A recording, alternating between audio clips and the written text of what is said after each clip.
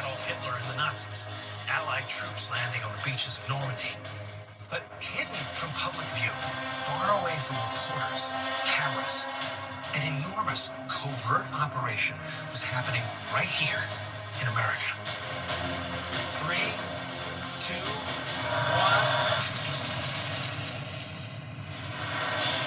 It was the largest and most secret project ever undertaken by the U.S. government.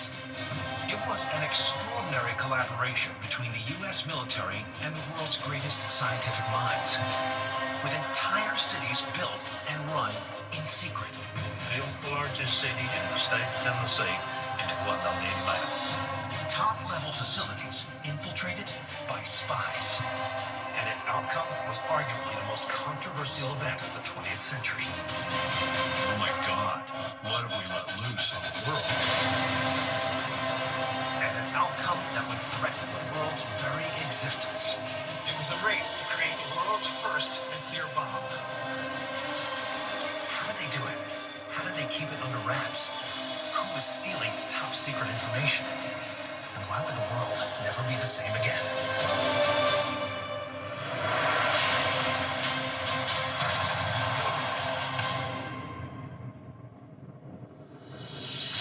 I'm Don Wildman. I've explored the world's greatest mysteries, examined rare artifacts and epic monuments. That's unbelievable.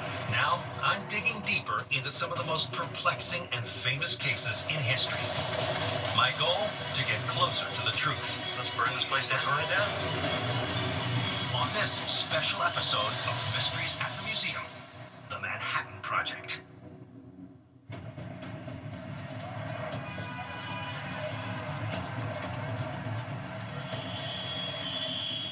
The Manhattan Project was an American effort that would alter the course of history and ultimately jeopardize the future of humanity. It was a high-stakes story of secret cities, technological revolution, and world-changing decisions. In 1942, fourth year, and was fast becoming the deadliest war in history. The U.S., led by President Roosevelt, was fighting alongside its allies, Britain, France, and the Soviet Union.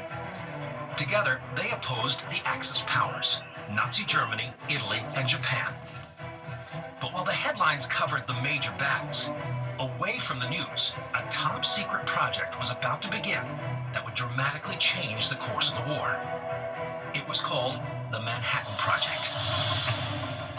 Many people associate Albert Einstein, the famous physicist, with the Manhattan Project, and not without reason. When Einstein was told that German scientists had discovered how to split the atom, he realized that this process could be harnessed to make a devastatingly powerful weapon. Along with other renowned scientists, Einstein, who had escaped Nazi Germany and lived in America, signed a letter to President Roosevelt warning that the United States could not afford to wait while the Nazis might be developing a bomb more destructive than any seen before. This letter would be the trigger for the Manhattan Project. But that's when Einstein leaves the story. His only real role was to help bring the project into existence. From then on, it was in the hands of two men, General Leslie Groves and Dr. Robert Oppenheimer. So, who were these guys? And what was the Manhattan Project?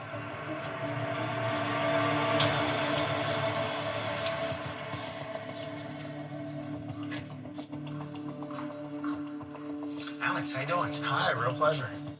Alex Wellerstein is a historian and professor who specializes in the history of nuclear weapons and nuclear secrecy. Today, we're meeting on the roof of the original headquarters of the Manhattan Project. That's a nice view. So this is why it's called the Manhattan Project. It wasn't a secret code name. It was because it was located right here in Manhattan, in New York City. So, what was the Manhattan Project? The Manhattan Project was the program during World War II to actually build nuclear weapons that you could drop on another country by the end of the war. So they were building a bomb. They were building a bomb, and it wasn't a research program. It wasn't to figure out could the bomb be built. It was actually making military weapons, but also having to figure out a lot of the science at the exact same time. You can think of the Manhattan Project as the creation of an entirely new industry in only about 3 years. Why did they want nuclear weapons? What was the point? They started this with the fear that the Nazis were going to make nuclear weapons first, that they were in a race. Yeah. And the idea of Adolf Hitler with an atomic bomb was the end of civilization. Wow. The task of creating the first nuclear weapon was assigned to the U.S. military, and the man in charge of this mammoth operation was Leslie Groves. He was a United States Army Corps of Engineers officer who had successfully headed large projects in the past, including the construction of the Pentagon. But this would be a bigger challenge than any he'd faced before. So the guy in charge of this is General Leslie Groves. Yes, and he essentially is in some ways the most important person on the whole project. If you don't have Groves, the bomb doesn't get built. And why? What were his qualities? He was a total jerk. He was unlovable. He was abrasive. And so when they want somebody who's going to be able to build what are going to be at the time some of the largest factories in the world, General Groves is the guy you want in charge. Right. Did he have an understanding of the secrets at hand here? He wouldn't have a very detailed understanding. For that, he needed an actual specialist. This is why he went with Oppenheimer. J. Robert Oppenheimer was an ambitious and brilliant young physicist when he joined the Manhattan Project in 1942. He had a ferocious intellect, wide-ranging interests, and was exactly the type of scientist that General Groves and his military team needed to head the project's secret weapons laboratory. So how do they do this? Tell me about the blueprint of building this industry. So the basic sketch of the main Manhattan Project, Oak Ridge, Tennessee, they are enriching uranium. This requires multiple gigantic factories, just one of which is the largest factory in the world at the time. So at Hanford, Washington, they build 3 industrial-sized nuclear reactors. Then you need the scientists to figure out how do you put this together in a way that can fit inside a World War II airplane. That's being done at Los Alamos mainly, and they're all working simultaneously. Nobody has time to wait until one group figures out how to do it to start. They're starting while they're still learning how to do it. The Manhattan Project had a mammoth task ahead of them. They had to create a brand new weapon, a whole new technology from scratch, all the while with the fear that Hitler's scientists back in Germany were already way ahead of them. Just how different was this new device from what was already available? Just how powerful was this new bomb going to be? Before the Manhattan Project, conventional explosives such as incendiary bombs were the most powerful weapons available to the U.S. military. But they were about to get an upgrade. The nuclear bombs the Manhattan Project planned to produce would be the most devastating weapons the world had ever seen. If they could harness the power of the atom, the U.S. would have in its arsenal a weapon of unrivaled might. But even the experts weren't completely sure how big a blast they'd be able to create. Just how powerful was this new technology?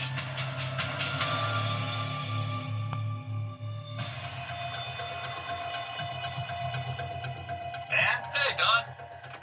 Welcome to New Mexico Tech. Dr. Van Romero is a well-known explosives expert. He's the Chief Operating Officer at the New Mexico Institute of Mining and Technology.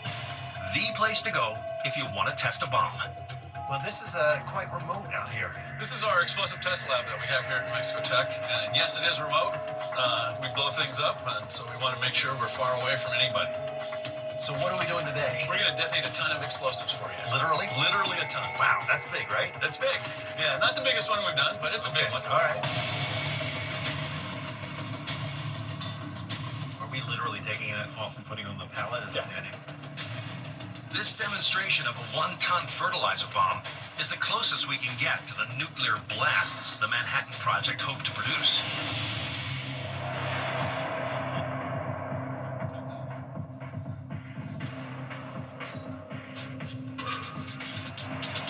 All right.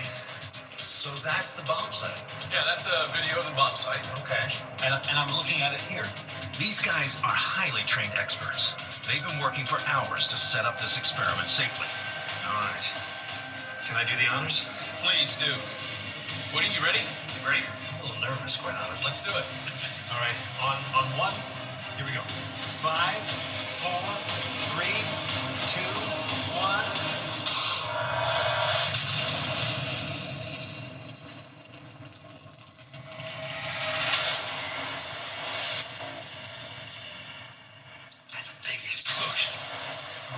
I saw a big flash. Yeah. Maybe if we had a mushroom like Catastrophe there. If I had been standing outside, am I dead? you'd be gone. Really? Oh yeah. Wow.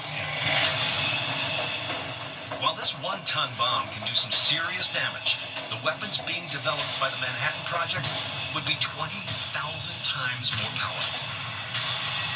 That's enough to vaporize anything in its path.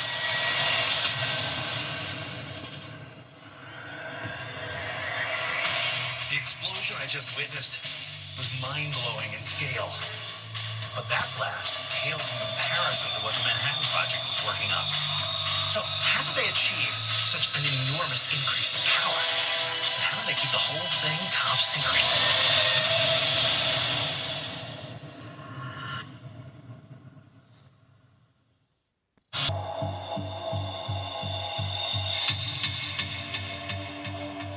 The Manhattan Project was America's wartime effort to beat Adolf Hitler and the Nazis at creating the world's first nuclear bombs.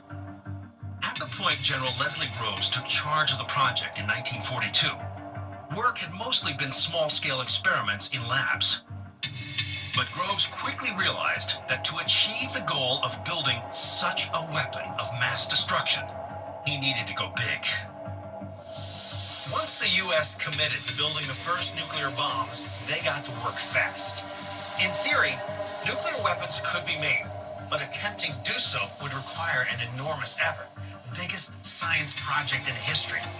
But how big are we talking about? What kind of scale of operation was needed to produce a working nuclear bomb?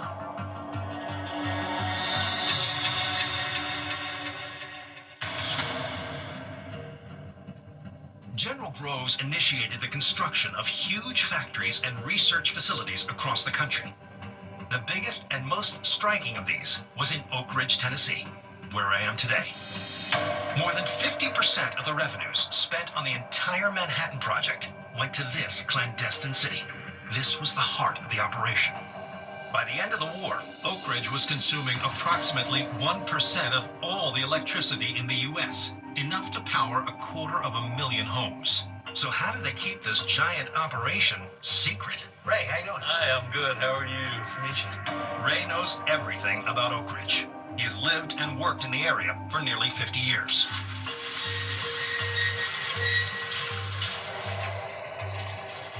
Wow.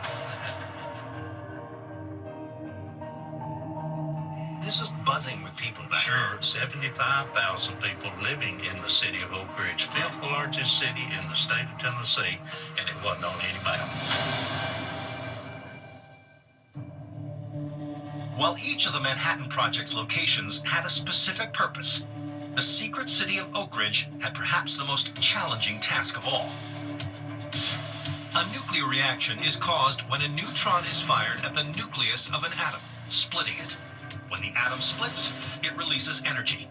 If a chain of these reactions can be triggered, this can release enough energy for an enormous explosion, a nuclear blast.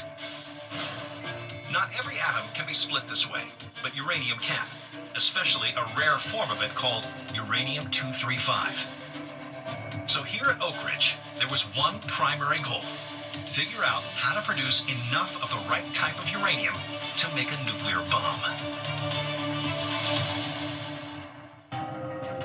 This enormous facility was just one of several built exclusively for the Manhattan Project. The race to build a nuclear bomb had spawned an industry as big as the automobile business at the time. But what's truly amazing is that this entire sprawling operation was classified. The other fact of this that amazes me is how much a top secret operation happened on a huge scale. How would you keep this secret? Many cases, and General Grove did this, he compartmentalized to where people only worked on what they were assigned. They weren't even allowed to go in other parts of the building. They actually had bands on their arms that would say, this person can be in this part of the building, but not in others.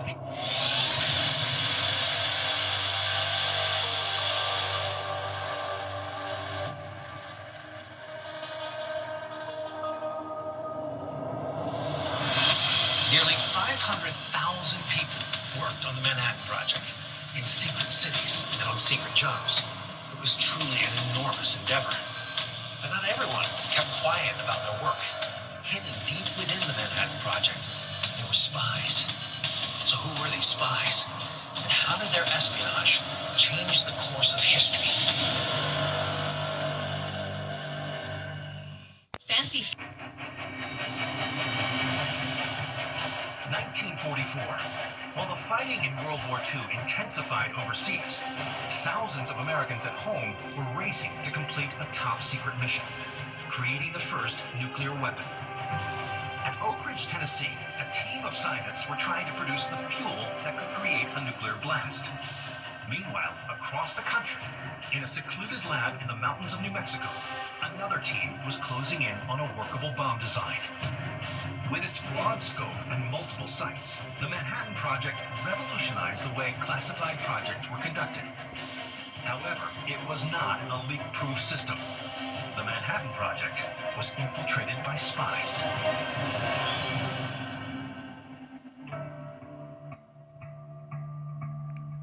Even the highest levels of security weren't able to stop a determined group of spies. 3 committed individuals were working for the same people at the same time in the same location here in Los Alamos. Who were these spies? And how were they able to steal the U.S. government's biggest secret? For the answer, where better to go than the site of the original Los Alamos Weapons Lab? How every good spy story begins, huh? On a park bench. Absolutely. Welcome. So this is Los Alamos, huh? This is it. Can we take a look around? Sure. Alan B. Carr is the historian for the Los Alamos National Laboratory. He knows exactly what people were working on here, and the identities of the spies working against them. So, back in the day, 1940s, Los Alamos Laboratories were headquartered right here. That's right. Right here. These were all of the main administration buildings, technical buildings. This is where a lot of the action went down. All right. Oppenheimer, the first director, his office would have been just right along the banks of this pond that we're walking across right now. And so this really was the center of the laboratory. The role of Los Alamos was to figure out how to design, build, and deliver the nuclear bomb. And the man charged with leading this operation was J. Robert Oppenheimer. Only Oppenheimer and his top-notch team of scientists had the inventive know-how to take all the different components and assemble the final product. It was a dangerous proposition, but the eager, brilliant, determined scientist was up to the task. Tell me about Oppenheimer. It's still an enigma, right? Oppenheimer is a fascinating historical character. He was a genius. Yeah. And you know, that's not a term that I throw around very lightly. Oppenheimer was the real deal. He could be intense. He was bright. Oppenheimer is complex. But while Groves ran Oak Ridge like a military base, Oppenheimer encouraged collaboration. So he has his teams working with each other, not siloed, right? That's right. People from different organizations were generally allowed to talk to each other. Did they get in a room together and just talk? They did have conferences, and that was something that Oppenheimer had to fight for. Oppenheimer said, look, this is not the way science works. And so there was communication across division. Little did Oppenheimer know, but this method of collaboration, scientists helping each other out, turned into an opportunity to sabotage the project. The information shared at these meetings was being stolen by the Manhattan Project's most devastating spy. Wow, this place is grand. It's beautiful. So this is the social hall, right? That's right. Back during the war, the scientists gathered here. It was often used as a cafeteria, so there would be tables with numerous scientists sitting around, having conversations, enjoying their meal. This is the vulnerability, isn't it? That these guys are all talking among themselves and people can listen. The main motivation for the Manhattan Project's extreme secrecy was to keep Nazi Germany from finding out what the secret labs were working on. No one knew for sure how close the Nazis were to building their own nuclear weapons, and the thought of Hitler with a nuclear bomb was terrifying. The real threat has always been the insider threat. The spies who were here during the war, they were staff members. They weren't sneaking in through fences or things like that. They were invited in, and they were trusted with clearance. And where there are open lines of communication, there are spies. Unfortunately, that was the case. Let me show you something. Wow, look at this. This is mysterious. Yes, so in the briefcase, we've got several documents pertaining to espionage activities here at the laboratory during World War II. Really? The original documents? These are the original documents. Oh, that's so cool. That's right. The most devastating, by far, of the spies who were here at Los Alamos was Klaus Fuchs. Klaus Fuchs, a German. He was German-born. In 1933, he fled Germany. He was a high-end scientist. I mean, this guy was the real deal. By the time he was at Los Alamos, that's right, he's a young, brilliant theoretical physicist and a communist. This is the delicate thing, right? The spying that's being done here is not necessarily by the Nazis, our enemy, but rather by the communists, by the Soviets. That's right. Klaus Fuchs was born in Germany, but he was no Nazi. In fact, he was a committed communist, which is why he fled the country when Hitler came to power.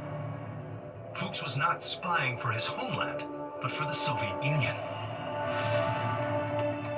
Though the Soviets and the US were both on the Allied side during World War II, there was little trust between the two countries.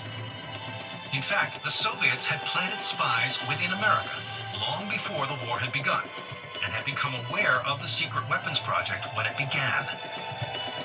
They wanted their own nuclear weapon for when the war was over and the US was no longer its ally. There is Klaus. There he is, yeah. Yes. K.E.J. Fuchs. Klaus Emil Julius Fuchs. I have to say, he looks a little bit like a spy. How many spies were here? There were 3 identified spies who were here at Los Alamos during the war. Theodore Hall, Klaus Fuchs, and David Greenglass. And did they know about them while they were working here? No, and the 3 spies didn't even know about each other.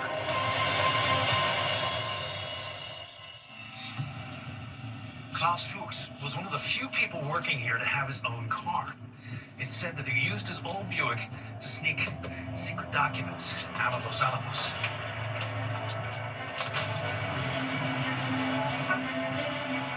Fuchs and the other spies here enabled the Soviets to expedite their nuclear weapon development by at least 2 years.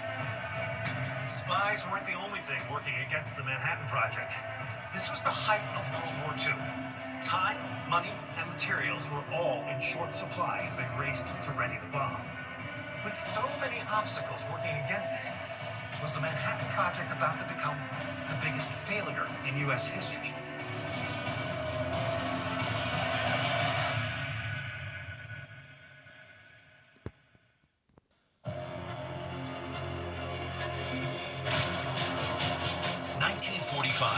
World War II continued to rage in both Europe and the Pacific, and the Manhattan Project was in full swing.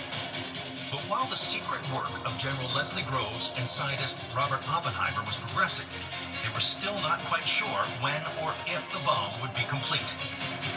And then, 2 new developments shocked the world. First, Franklin D. Roosevelt, the longtime U.S. leader, died, making way for Harry Truman to become president.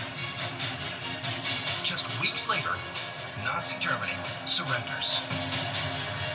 With the Nazis out of the war, what will become of the Manhattan Project? With so many factors working against it, the project could easily have fallen apart. Not only were spies feeding information to the Soviets, the war effort was devouring money and resources. The Manhattan Project was perhaps the biggest and most expensive gamble of the war. The question was, would it pay off? By the summer of 1945, it was time to find out. In the remote New Mexico desert, a site with the codename Trinity was chosen for the first full-scale test of a nuclear weapon. And that's where I'm headed today.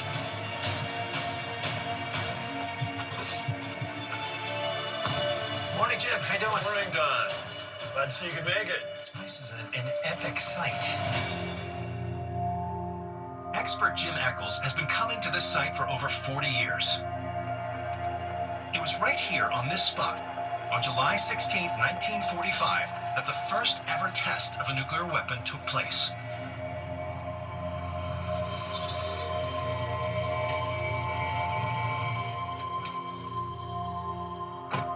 It's really quite simple, isn't it? Well, we've tried to preserve kind of what it was like in 1945. Awesome. There it is. Yep, exact ground zero. Standing in the middle of this gigantic expanse of land, you kind of get the sense of how important this one spot is. I mean, this changes everything in the 20th century and possibly forever, right? Yes, the genie's out of the bottle. So tell me physically, on the day, what I'd be looking at here.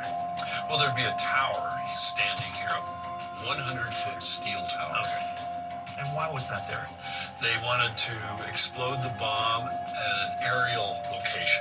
Okay. Not on the ground. They didn't drop it, but they put it on top of this 100-foot tower to simulate an aerial burst. So how many people were present that day, roughly speaking? Several hundred. Oh, really? Yes. All hiding? Most of them at base camp. Okay. Over 150 people down there. Uh-huh. A handful at the control bunker. Then we had photo bunkers, because that's the closest anybody was. Yep. And they were supposed to be in these bunkers, except for a few people given permission to be outside.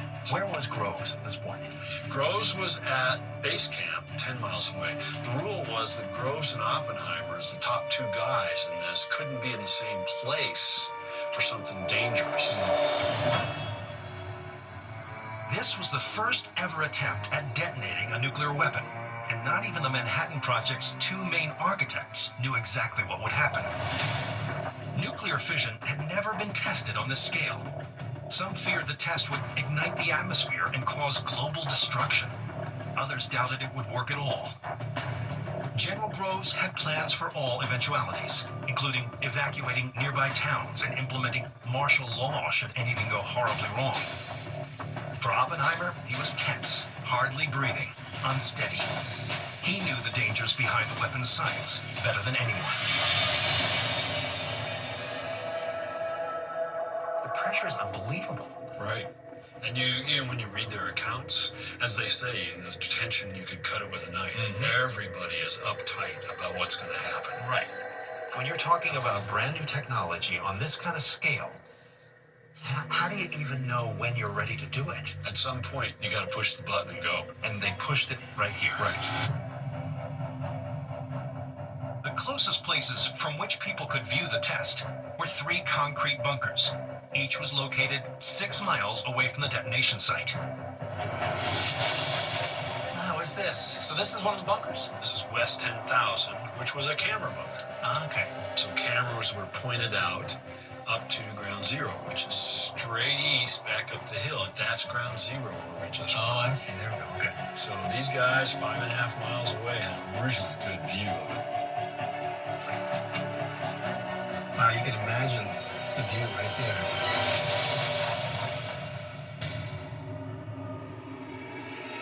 At 5:29 a.m., in a brilliant burst of catastrophic power,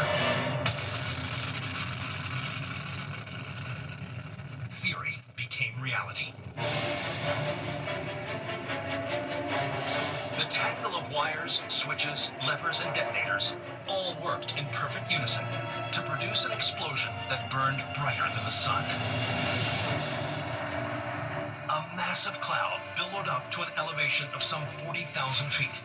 The light was seen nearly 200 miles away. Radioactive fallout was recorded as far as 30 miles from ground zero. The first ever nuclear weapon had successfully detonated and was even more powerful than predicted. So, what was the reaction to the explosion? I mean, how did people react? And that's kind of complicated because depending on your personality, there's a whole range of possibilities. Some people are very excited because it's a success. Right. All that work has worked. Other people seeing the immediate results and realizing how big it is are a little more introspective, and they're thinking, oh my God, what have we let loose on the world? Groves, obviously the military man, this is a major success. Right. I think he's all practical. He looks at it as we succeeded. Next step, let's move on. But not everyone involved in the project could just move on. Many reacted with fear and awe at what they created. Famously, Oppenheimer described his reaction by using a phrase from Hindu scripture. Now I am become death, the destroyer of worlds.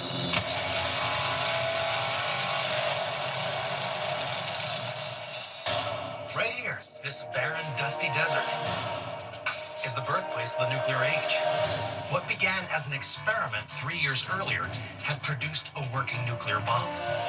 The most powerful weapon of mass destruction was now in the sole control of the United States government.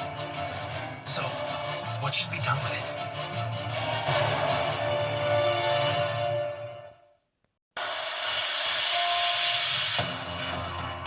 On July 16th, 1945, the Trinity test in the New Mexico desert shook those in attendance to their very core. With a violent flash, the world had unknowingly entered the nuclear age. War with Nazi Germany was over, but Japan refused to surrender. The choice of what to do next was now up to President Harry Truman.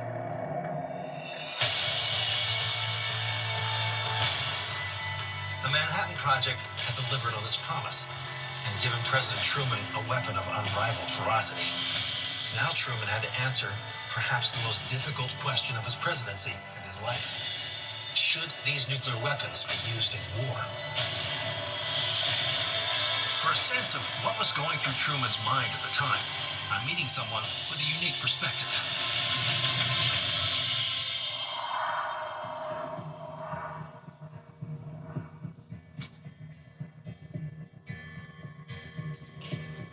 Clifton, Don. how you doing? All right, how are you? Nice to meet you. Nice to meet you. Clifton Truman Daniel is the honorary chairman of the Harry S. Truman Presidential Library and Museum here in Independence, Missouri. He's also President Truman's grandson.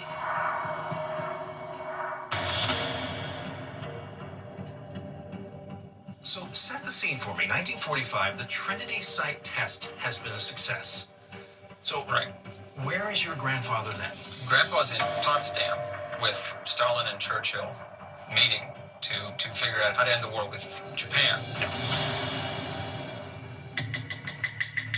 In the summer of 1945, Japan and the U.S. were locked in fierce fighting. And although Japan was being bombarded by relentless air raids, the Japanese refused to surrender. After the Trinity test is successful, what's Truman thinking? Two main options. One is he's now got the atomic bomb that he has just found out works. The other option, which is being discussed and has been discussed for months, is Operation Downfall, the land invasion of Japan. But this invasion would be a bloodbath, right? That was the expectation. The operation in Japan was called Ketsugo, the final battle. They were stockpiling arms and equipment, tanks, airplanes.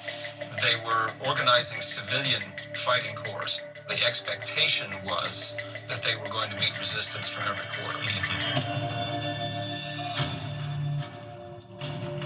From the attack on Pearl Harbor to the kamikaze pilots in the South Pacific, Japan had proven it would do anything to win the war. Soldiers and civilians were now being trained in what amounted to suicide tactics. The Japanese were fully anticipating the invasion, and the Americans suspected they would fight to the last man. Operation Downfall, the invasion of the Japanese home islands, would be the largest military endeavor in U.S. history. The enormous operation would dwarf the D-Day invasions and would possibly extend World War II by several years. Wow, so this is a replica of Truman's Oval Office. Correct. So beautiful, huh? But everything in here is as it was in the day. That's the actual chair he used. Not only does Truman have to take over the presidency, in the middle of World War II, but he also finds out he now owns the most destructive weapon in the history of mankind. Right. This is unprecedented. The idea of nuclear weapons, known only to the scientists, known to the Manhattan Project. Now he's got this enormous weapon at his disposal. So what does he do? For him, the decision, I can't say it was an easy decision, but his overriding concern, end the war as quickly as possible and with as little possible loss of life on the American side. Truman's decision would change the world forever.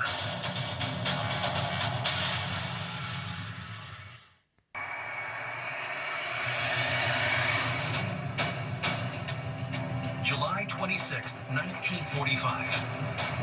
The United States is still at war with Japan, and President Truman must decide whether to use his new weapon, a nuclear bomb, against the Japanese. Truman issues a warning to the Japanese: surrender or face prompt and utter destruction. Japan did not surrender. Just after 2:30 a.m. on August 6, 1945, a B-29 Super Fortress bomber launched from the Pacific island of Tinian.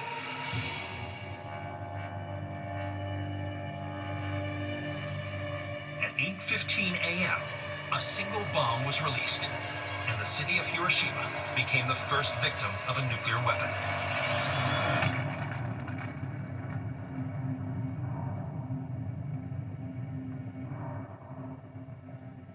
Those closest to the blast were killed instantly. Others would suffer for weeks and months before succumbing to the effects of radiation. 3 days later, Japan had still not surrendered, and so a second bomb was dropped, this time on the city of Nagasaki.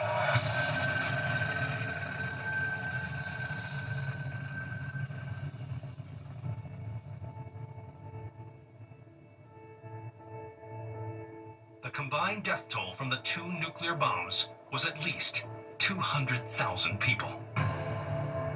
When word of the extent of the devastation spread, shock resonated around the world. Einstein was appalled and regretted having any role in its creation. Oppenheimer confessed to the president that he felt he had blood on his hands. Little more than a week after the first nuclear bombs fell on Hiroshima and Nagasaki, the people of Japan heard their emperor's voice on the radio for the first time. He was announcing Japan's surrender. The Second World War was over, but the age of nuclear warfare had only just begun. History is full of what-if moments that leave people wondering, and the Manhattan Project is no exception. What if the bombs had been ready earlier? Would they have been used on Germany? What if the Nazis had their own bomb? Was this even a possibility? And what if the weapons had never been used at all?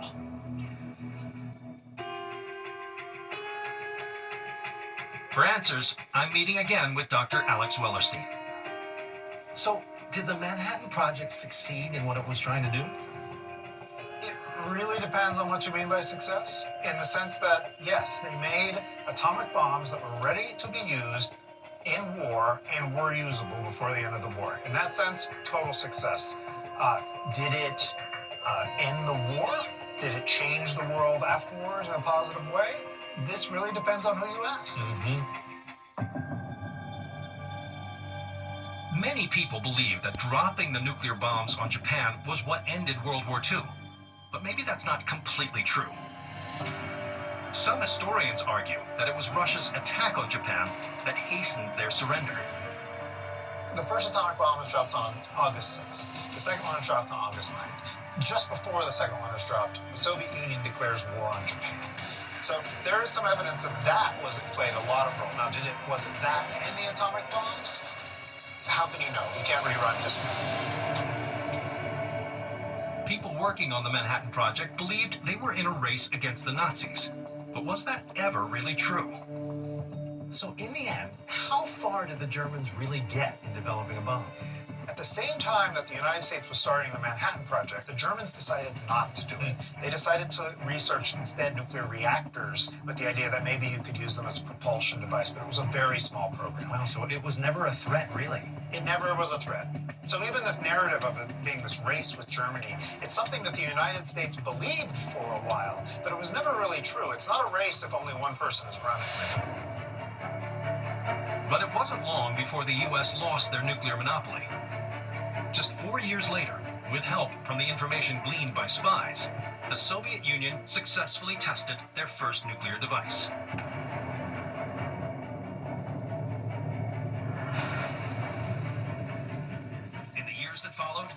7 more nations would join them. The Manhattan Project may have ended one war, only to start another, the Cold War. So where does the Manhattan Project land us today? We essentially in the United States are a sort of post-Manhattan Project country. Many of the things that were started and were novel in the Manhattan Project have become a normal way of life for Americans. Spending huge amounts of money on science and technology, the secrecy, the sense that there's stuff going on behind the scenes, all of those things sort of start with the Manhattan Project and then they persist.